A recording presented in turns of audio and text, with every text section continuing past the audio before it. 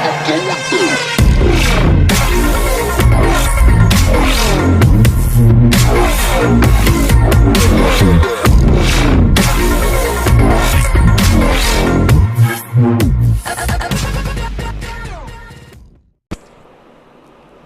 والله، السلام عليكم ورحمة الله وبركاته. شلونكم شباب؟ ان شاء الله زينين.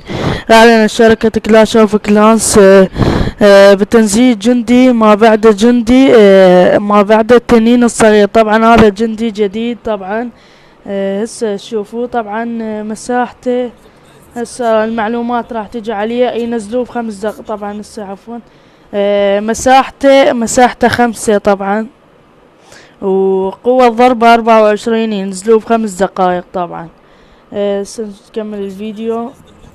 طبعا هسه هو ما عرفنا ينزل بعد ما وصلتنا معلومات بأن ينزل يعني بيا تاون، بس اعتقد تاون 10. اعتقد تاون 10 ينزل هذا، اعتقد يعني ما متأكد.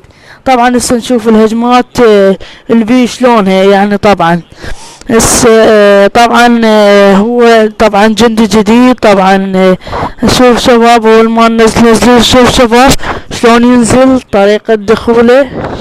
شوف شباب يجي يم الهاي ويظهر، شايل كرك بيده تقول عنده عماله. طبعا شوف شباب، طبعا شباب من يفلش هاي هم يختفي، يروح بالقاع حتى ما حد يضربه، ويروح للبنايات ويقتلها. طبعا هذا التنين الصغير. اسف على ازالة الفيديو. طبعا فيديو وين ماذا صار به هنا اخطاء ما اعرف شنو من اليوتيوبرز.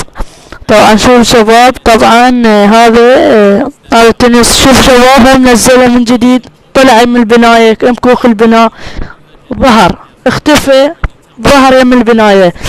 طبعا مثل ما ذكرنا شوف شباب يفلش السياج يقدر. طبعا هاي معلومات يعني حلوة جدا طبعا وجميلة جدا. طبعا هسه نشوفه. شوف شباب شوفوا. طبعا جندي عفوا جندي يعني قوي جدا وقادر على تفليش الكثير من البنايات. طبعا مثل ما قلت لكم ما ادري بيا تاون، يمكن انا اعتقد 10 تاون 10 ينزل بيه هذا، لو تاون 10 لو 11، بس تاون 11 نزلوا بيه الباولر. والتنين الصغير هذا راح ينزل بتاون 9 طبعا، والسبيل مال الاستنساخات ينزل بتاون 10 مو 9.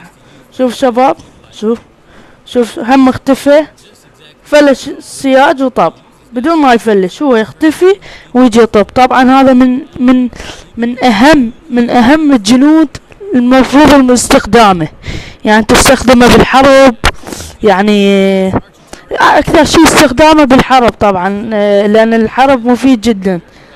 طبعا هسه مثل ما شفتوا مساحة السكنين 5 اعتقد 5.